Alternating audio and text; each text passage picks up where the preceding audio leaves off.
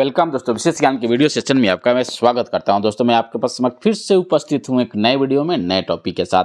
और ये जो दोस्त टॉपिक है ये एक्सप्लेन करेगा कि हम जब कोई कार्य शुरू करते हैं तो कंप्लीट क्यों नहीं कर पाते हैं, यानी कि why not completing full course और टास्क, या कोई किसी हमारे कोर्स से रिलेटेड हो, हमारे टास्क के रिलेटेड हो, हमारे प्रोजेक्ट से रिलेटेड हो, या कोई भी काम हो और आधे में क्यों रुक जाता है, उसके क्या रीजन है। तो आइए हम 7 पॉइंट्स के माध्यम से इसको एक्सप्लेन करते हैं कि हम कोई भी कार्य को पूरा क्यों नहीं कर पाते हैं।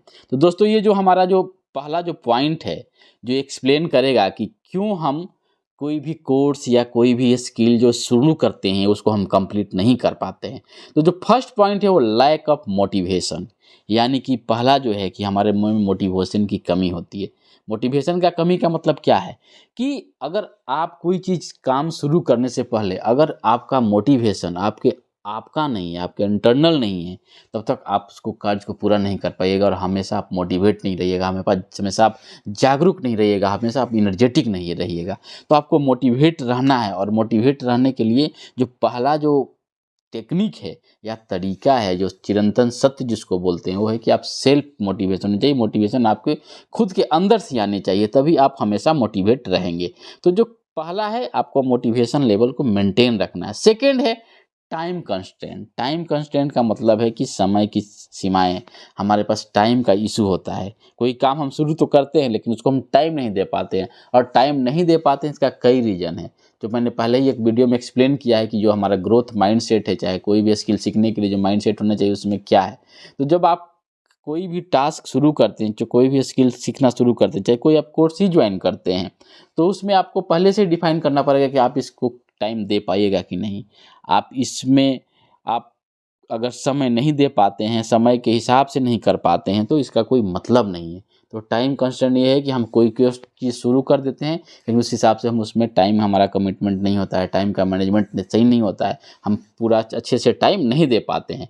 तो ये एक दूसरा रीज़न है जो हमारा टाइम कंस्ट्रेंट है, जिसको हम क्या बोलते हैं, इसको बोलते हैं कि समय की सीमाएं। व्यक्ति के पास ना तो कोर्स पूरा करने के लिए पर्याप्त समय होता है, या ना कोई व्यक्तिगत या पेशेवर विवेकों के कारण से समय की कमी हो जाती है। तो ये रीज़न है जिससे हम नहीं कंप्लीट कर पाते।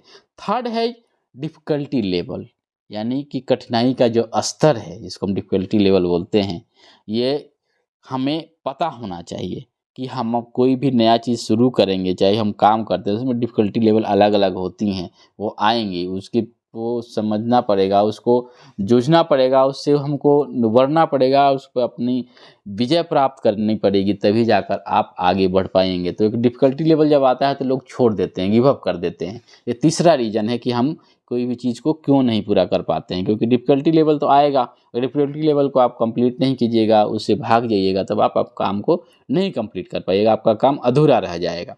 अब जो चौथा पॉइंट है दोस्तों, चौथा point lack of support. Lack of support की अगर हम बात करते हैं, जिसको हम समर्थन की कमी बोलते हैं, चाहे आपके मेंटोर की तरफ से हो, चाहे आपके टीचर की तरफ से, चाहे आपके जो पीयर ग्रुप है, आपके दोस्त हैं, चाहे जो भी हो, और उनसे अगर सही समय पर सहायता नहीं मिलता है, तब भी एक रीज़न है कि आप चीज़ों को गिव अप कर देते हैं और नहीं कंप्लीट कर पाते हैं।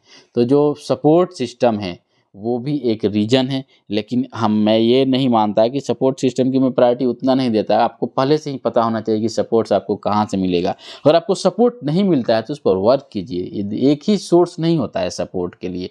आप अगर एक सोर्स आपका फेवर में नहीं है, आपको सपोर्ट नहीं कराता, तो आपको दूसरे अपॉर्चुनिटी की तलाश करनी चाहिए ताकि आपको उससे सपोर्ट मिले। तो सपोर्ट जो है ये आपके ऊपर है कि आप कितना उसमें डिवोट होते हैं, और कितना एक्सपेक्ट करते हैं, और कितना परिश्रम करके आप सपोर्ट लेते हैं।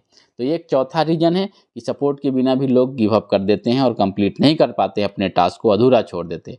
पाँचवा जो रीज़न है फाइनेंशियल कंस्ट्रेंट, ये है इम्पोर्टेंट है। मनी का क्या, मनी बहुत ही ज़रूरी है, फाइनेंस बहुत ही ज़रूरी है। अगर उसमें आपको फाइनेंशियल सपोर्ट नहीं है, तभी एक रीज़न है कि आप टाइम नहीं दे पाइएगा, क्योंकि आप बेसिक चीज़ों को पूरा करने के लिए आपको अगर पैसे की ज़रूरत है और वो नहीं हो पा रहा है, तो आप नए स्किल, नए काम को कैसे पूरा करेंगे। तो एक पाँचवा रीज़न है जो है उसको फिजिकल या मटेरियलिस्टिक रीज़न भी बोल सकते हैं, जिससे आदमी अपने काम को अधूरा छोड़ देता है और कर नहीं पाता है। अब 6 जो पॉइंट है वो टेक्निकल इशू। टेक्निकल इशू तो ये भी है कि अब टेक्निकल इशू में क्या है, सपोज आपका जो कोई काम है इंटरनेट से रिलेटेड है और आपको इंटरनेट की सुविधाएं प्रॉपर नहीं मिल रही है, आप उसके लिए आपको हार्डवेयर, सॉफ्टवेयर जो भी चीज़ चाहिए वो आपको सही नहीं मिल रहा है, सही समय पे नहीं मिल रहा है, आप उसको हासिल नहीं कर पाते हैं। तो ये भी एक है जो आपके काम में बाधाएँ पहुँचा सकता है और जिसके चलते आप काम को पूरा नहीं कर पाते हैं। और जो जो लास्ट पॉइंट दोस्तों, पर्सनल सर्कमस्टांसेस। पर्सनल सर्कमस्टांसेस इसको क्या बोलते हैं? व्यक्तिगत परिस्थितियाँ। ये आपके हेल्थ से हो सकता है, आपके परिवार से यानी आपके रिलेशनशिप से हो सकता है। तो ये कई रीज़न हैं, आपके प्रोफेशनल लाइफ से भी हो सकती हैं कि आप जैसे कोई चीज़ अगर अपने प्रोफेशनल लाइफ से हट के अपने पैशन से रिलेटेड आपका कोई टास्क है और उसको करना चाहते हैं, लेकिन आप प्रोफेशनल लाइफ में आपको इतना व्यस्त हैं कि टाइम नहीं दे पाते हैं।